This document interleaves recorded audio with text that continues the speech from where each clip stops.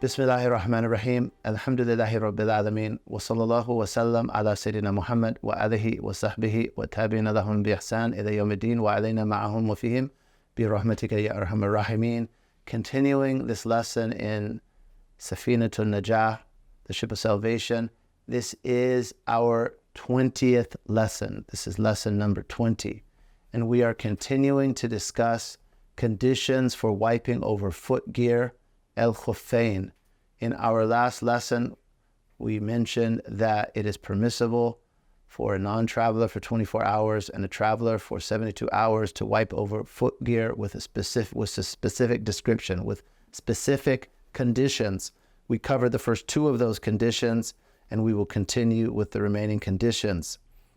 The third of these conditions for wiping over footgear, and that being a dispensation that replaces washing of the feet in ablution. The third condition is that it be a barrier that prevents water from prevents water from penetrating it through other than you could say the zipper or where it's laced up, the opening that is on the foot for you to put your foot in. In old khufs, they had laces. Some modern khufs have zippers, but other than at the seam and where that seam is laced up or zippered up, other than that point, it should be a barrier preventing water, a barrier preventing water from going straight through it when water is poured on it, right? Water shouldn't just pour straight through it. And leather, eventually moisture might soak through, but water's not going to pour straight through it and touch your foot, and except at the lace holes, right? So other than that point, it should be a barrier. So, and that relates to the last condition, that it be strong, right? It has to be strong so you can walk on it, and it also has to be a barrier to water going straight through. That would exclude, as we stated, like sports socks. It would not exclude waterproof socks, like sealskins or deck shells. There is a detail with those, though. Over time, not just in 24 hours, but over months' time, especially if you snag them on nails in the floor or something, those will develop holes from the bottom. When they get holes from the bottom, they may neither no longer fit this third condition or the condition before it. They may no longer be waterproof, or they may no longer be strong enough to keep walking on them without tearing up, right? So just pay attention to the bottom of them. But other than that, you should be good with those waterproof socks. And I've seen my shuyukh, even Al-Habib Omar, wear them and wipe over them on journeys. That is number 3. Condition number 4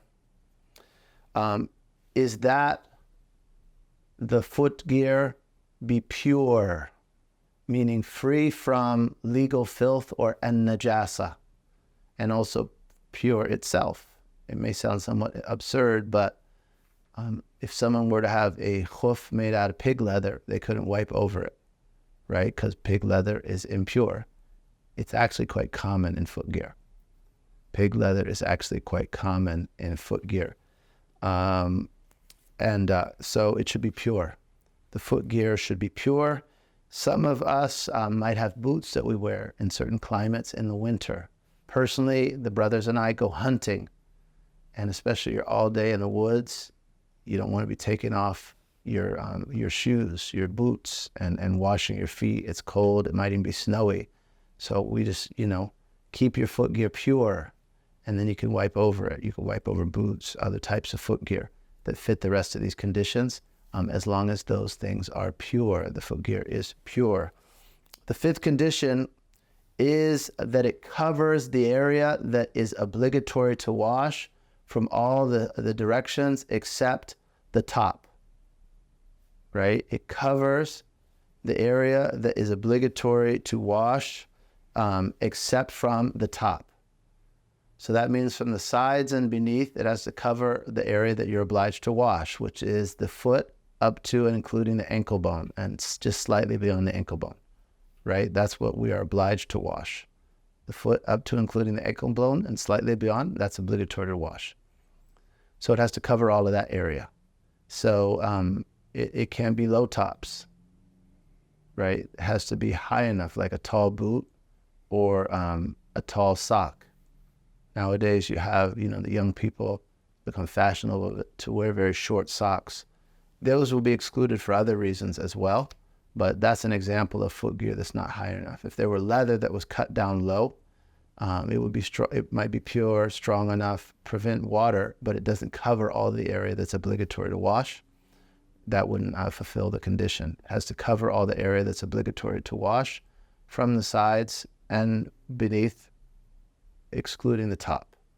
Meaning, like, if you can look down the top of your hoof and see your foot beneath it, that's okay, right?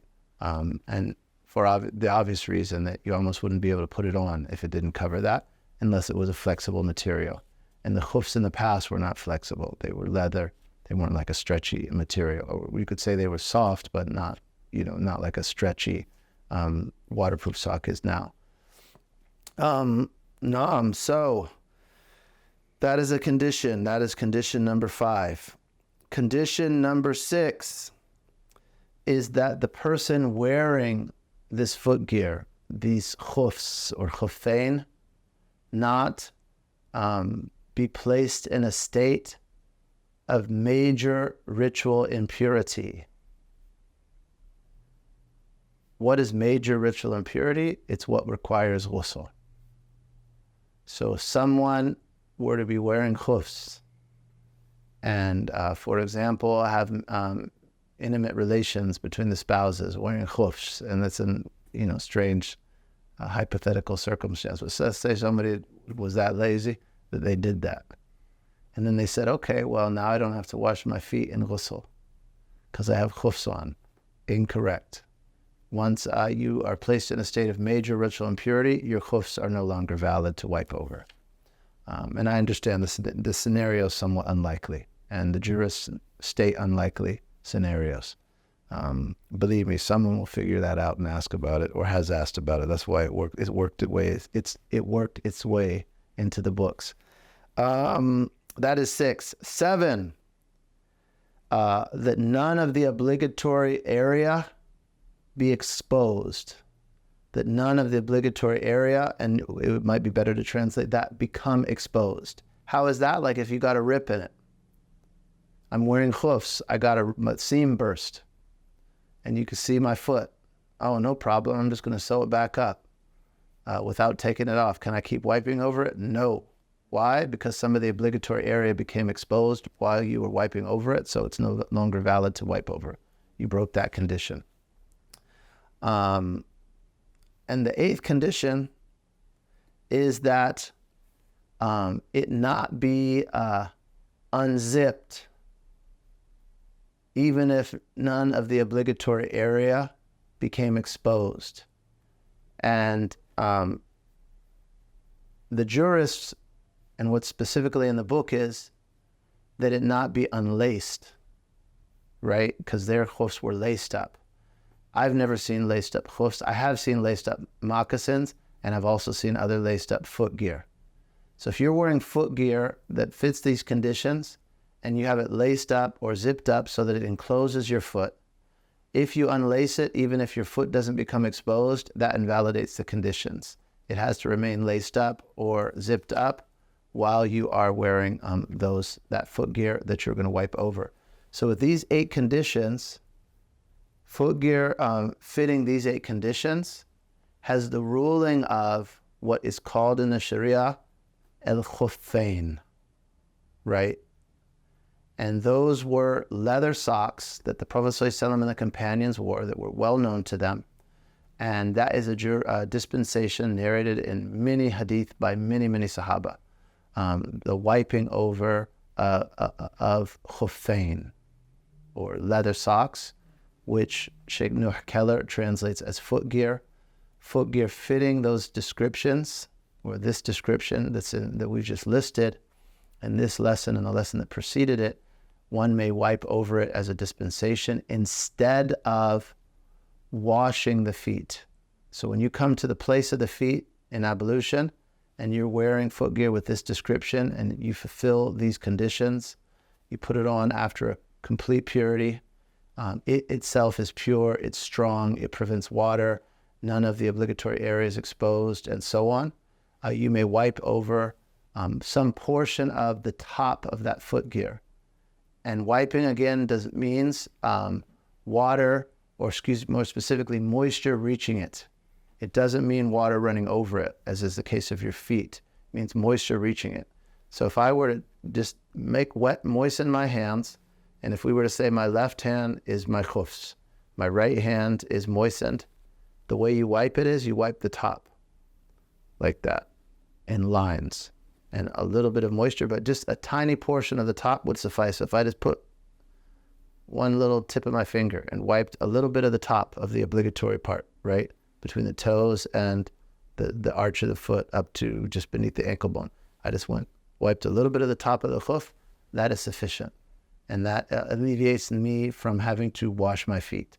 And it's preferable to moisten both hands and wipe the top from the tips of the toes up to the ankle, basically, and the bottom from the heel up to the tips of the toes like this. So you wipe like this.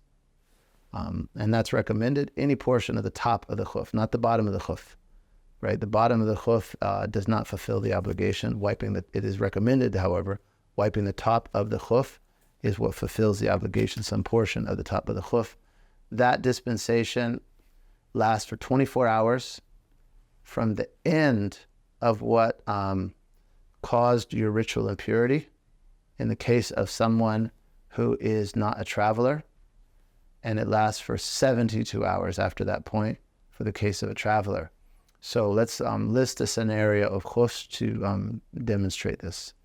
Okay, let's say there is someone who made ablution at Fajr time. They made ablution at Fajr time, a total wudu. And they put on their footgear. They put on al-khuffain. Let's say the khuffain they're wearing is, the footgear they're wearing are waterproof socks. They put on their sealskins after their wudu at Fajr time. Then at some point in the late morning, they go to sleep. They sleep and they wake up. Their alarm goes off at noon, right at 12 p.m., and it wakes them up. That is when we start counting. That is when we start counting. When one breaks ablution after putting them on. So then that person begins counting from 12 p.m. Let's say it's Monday. If they're a non-traveler, that will last until 12 p.m. the next day. So let's say they wake up at noon and they make wudu for dhuhr on Monday. They will, go through wudu, and we haven't covered sunnahs of wudu yet, so we're going to say they intend purification for prayer, wash their face, wash their arms from fingertips up to above their elbows, wipe a portion of the hair of the head, right? Now they're to the feet. What do we do with our feet? We're wearing sealskins.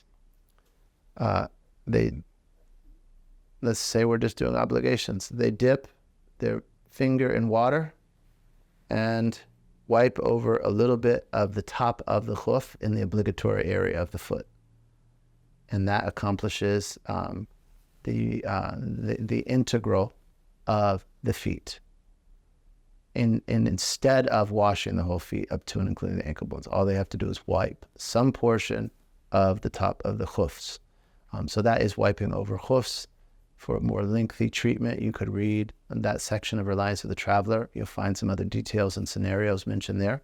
This is an elementary treatment. We ask Allah that it be of benefit. We thank Allah for Prophet Muhammad sallallahu alaihi wasallam and for sending us his pure Sharia. We would encourage the believers, brothers and sisters. We know that many people wipe over sports type socks or dress type socks. There's a dispensation that carries them with conditions in the Hanbali school. However, socks that are strong, sturdy, waterproof, and so on, they fulfill the conditions across the Sunni schools of law. It's more scrupulous. Very few of us actually follow the Hanbali school, and it has its own conditions that you must know if you're following it. So we encourage our brothers and sisters to be cautious in their worship, in the offering we make to Allah subhanahu wa ta'ala of our prayer, perform a thorough ablution, And if you take this dispensation, which for many of us is very practical, we travel, maybe we work in environments, it's hard to wash our feet. It's unusual to put them in the sinks at work, for example, or school, or places where the area is unclean. It's great. Follow this dispensation from the Sharia Prophet Muhammad. Just make sure your footgear fulfills these conditions. And inshallah ta'ala, we can worship Allah subhanahu wa ta'ala in a state of purity in a way that is pleasing to Him subhanahu wa ta'ala. And to avoid having an evil opinion of others, bad opinion of others, being too rigid with others. Bear in mind, there's some leeway across the madahib in some of these conditions, as referenced in the Hanbali school. Some modern socks will fit those conditions. Even a weak position in the Shafi'i school, you can fulfill slightly easier conditions.